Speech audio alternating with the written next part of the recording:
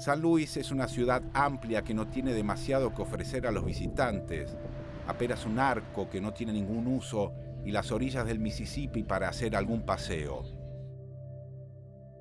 San Luis fue una ciudad industrial, pero dejó de ser pujante hace rato.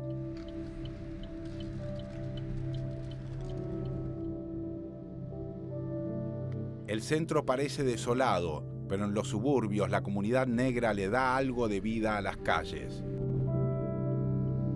En agosto del 2014, Michael Brown fue detenido por un policía blanco en Ferguson, un barrio periférico de San Luis. Tenía 17 años y estaba desarmado. Discutieron y forcejearon hasta que el policía le disparó 12 tiros.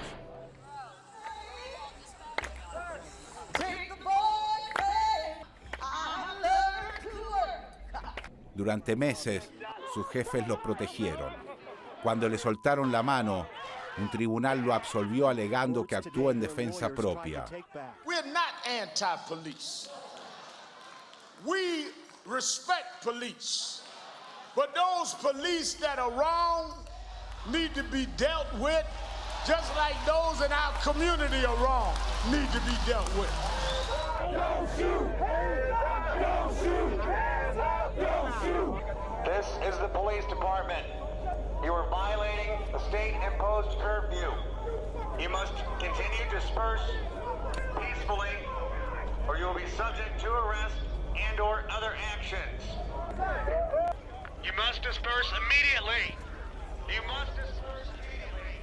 No longer a peaceful protest. You need to exit the street immediately and stop throwing objects at law enforcement. Do it now, or you will be subject to arrest. Disperse immediately. No longer a peaceful protest. The family of Michael Brown Jr. had the support of thousands as they laid to rest the 18-year-old shooting victim. Michael Brown's blood is crying from the ground, crying for vengeance, crying for justice. Because my son don't have justice. And we don't have no peace.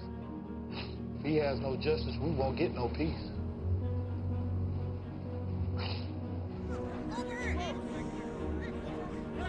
Esta es la familia y el grupo de amigos de Brown. Por consejo de sus abogados, sus padres se niegan a dar una entrevista en cámara, pero junto a otros padres de víctimas, siguen buscando explicaciones y justicia por la muerte de su hijo.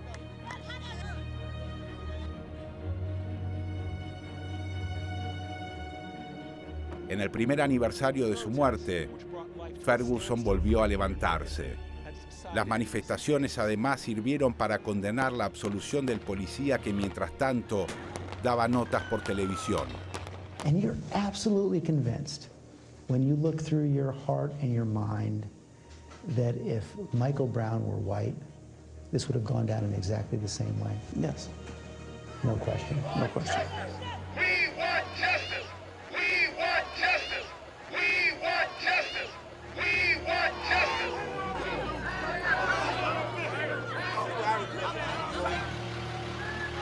We want justice!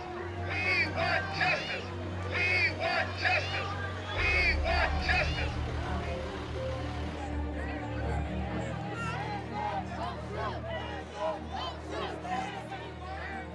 Sin embargo, solo por ahora, los policías de San Luis parecen controlados.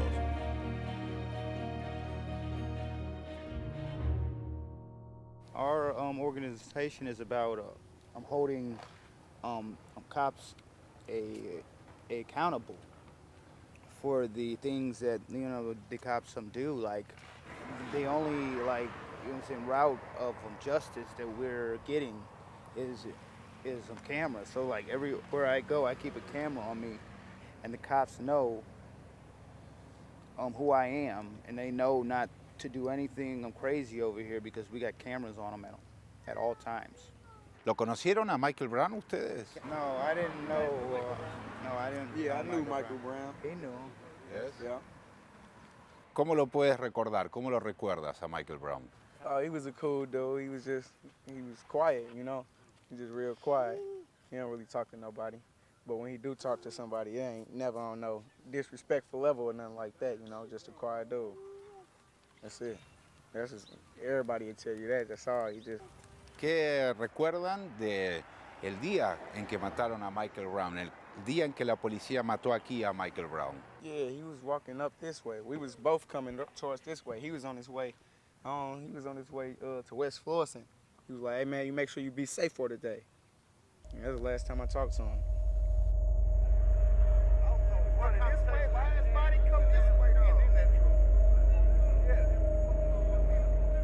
And when I seen his body, that's what made me think, like, man, he just told me to be safe. I should have told him to be safe, you know? ¿Qué sienten cuando viene un policía? ¿Sienten seguridad o sienten temor? I feel safe. Now I do. Now, yeah. Now that I have a camera. Now that I got a camera. Now that I got a camera, everything's all good now. Now that we know how to hold them accountable and we know our rights, we know all our rights, and we have lawyers who are here to back us up, and you know what I'm saying, we're good. Cuando el gobierno del estado llamó a la Guardia Nacional para reprimir la protesta, un nuevo eslogan de las nacientes organizaciones militantes negras creció entre los carros de asalto y los guardias armados con munición de guerra. Arriba las manos, no disparen.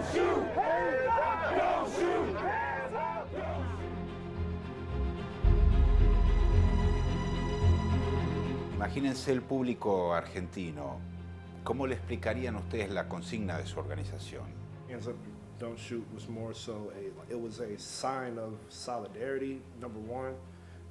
You knew that if a person would do this, then on some type of level, they were on the same wavelength as you somewhere. It also means, for those of us that are a little bit more radical than others, that it's not a sign of surrender. And a lot of people mistranslate this as surrender. But if it was surrender, then a potential revolution wouldn't have been birthed out of it.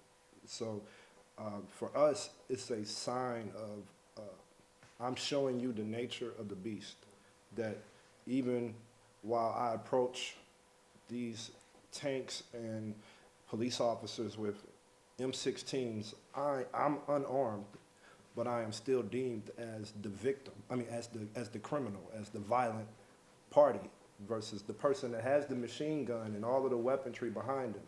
I have nothing, and I'm still viewed as the criminal, as the component that's creating the violence. When we look at this picture totally wrong, the people who don't have the weapons are actually the nonviolent party, and the party that's actually being violent, it's as if no one even sees that they have machine guns and tear gas and all of these weapons. So for us, Hands Up, Don't Shoot, it's even kind of an arrogant way of saying, fuck you to white supremacy. Like, I don't have a gun, I'm unarmed, and I'm still going to come to fight you. It does not mean that we're bowing down. It does not mean that we're weak, that we're scared. It does not mean that we're not here to be confrontational. It just means that we're trying to show the world who the real perpetuators of this violence are. The same way that you see the child with the rock in the street at Palestine approaching the tank. Hands Up, Don't Shoot is our version of that. Why are you here? Why are you keeping your hands up? Because what people think is positive is reactionary. What's going on is a reactionary situation. This is a non-thought thing. We need to be organized when we do things like that. This has got to the point that it's not about gray right now. It's reactionary. Justice now! Justice now! And though the nation has betrayed them, we will not betray them. El reverendo Seku era un joven sacerdote, teólogo y escritor que pasaba casi desapercibido en su comunidad hasta que los eventos de Ferguson estallaron en el mundo entero. La muerte de Michael Brown lo colocó en el centro de la escena nacional. Normalmente, un grupo movilizado siempre busca un líder. A partir de entonces, Seku se convirtió en un líder espiritual y político de los manifestantes antiviolencia, y más de un columnista se atrevió a compararlo, exagerando, con Martin Luther King. ¿Qué estaba haciendo usted cuando mataron a Michael Brown?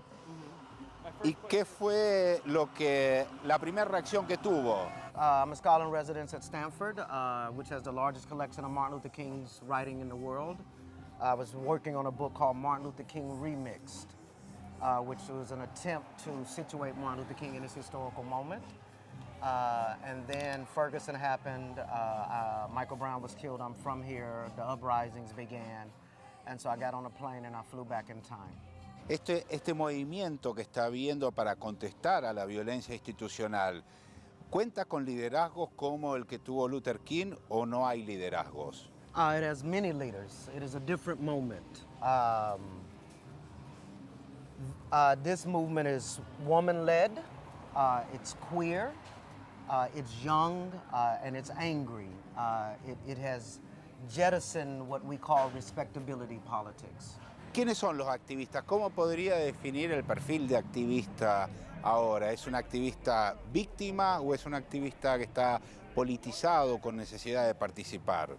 Well, black people have been victimized in America, but they're not primarily victims. That it is the agency of everyday people that is the reason why you and I are even having this conversation. Primarily poor black working class youth took to the streets and rebelled against state violence. And so they're not victims, they have their own agency, and they're committed to seeing justice brought on the behalf of black people in America. The white people's gotta wake up! Wake up, white people! La comunidad negra no lo tiene fácil. Aún hoy siguen existiendo grupos organizados que defienden la supremacía blanca o persiguen a las minorías en nombre de la defensa de la Constitución. Ku Klux Klan rally outside the South Carolina State House drew a tense crowd of Handsman, left face, forward march, for race, for Klan, for Klan. La organización Southern Poverty confeccionó el mapa del odio e identificó a casi 800 grupos activos a nivel nacional.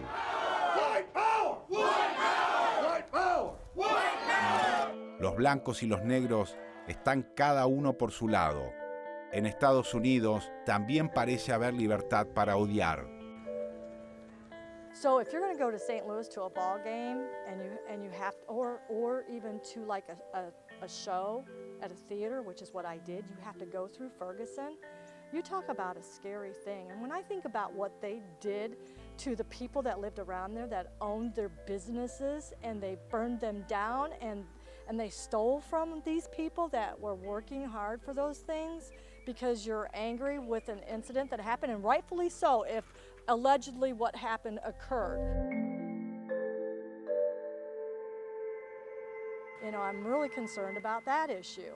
I'm a gun owner, proud gun owner. I'm concerned that you want to, not you, but I'm concerned that the government wants to get involved in whether or not I have a gun, because you can take my guns away from me all you want. You can limit the number of guns that I have, but that's not going to stop the people out there that can get their hands on gun, and those are the ones that you need to do something about. Now, what do you need to do? I don't know what you need to do, but don't go to the gun owner that has the gun, that has went through the classes, has the right to carry, and I live in the country, and I want a gun to protect myself, and I've got 3 daughters. I want the ability, and I think I deserve the right, that is my right, to protect my home and my children.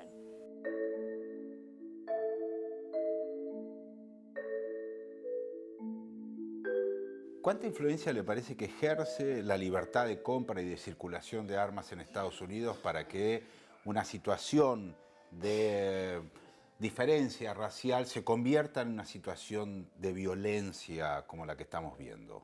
America is becoming increasingly militarized. And so the general spirit of the nation is one that has always been about the right to bear arms. It's enshrined in our Constitution in the Second Amendment.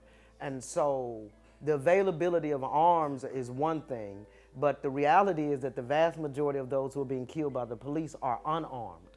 So it's not about black possession of arms, but it's about white fear and feeling that black bodies need to be killed. And so as a result is that there's a general spirit of war, if you will, that has been part of the history of the nation, but at the same time, that does not count for the fact that the vast majority of black people who are being killed have been unarmed. We need to recognize that the situation in Ferguson speaks to broader challenges that we still face as a nation. The fact is, in too many parts of this country, a deep distrust exists between law enforcement and communities of color. Some of this is the result of the legacy of racial discrimination in this country, And this is tragic because nobody needs good policing more than poor communities with higher crime rates.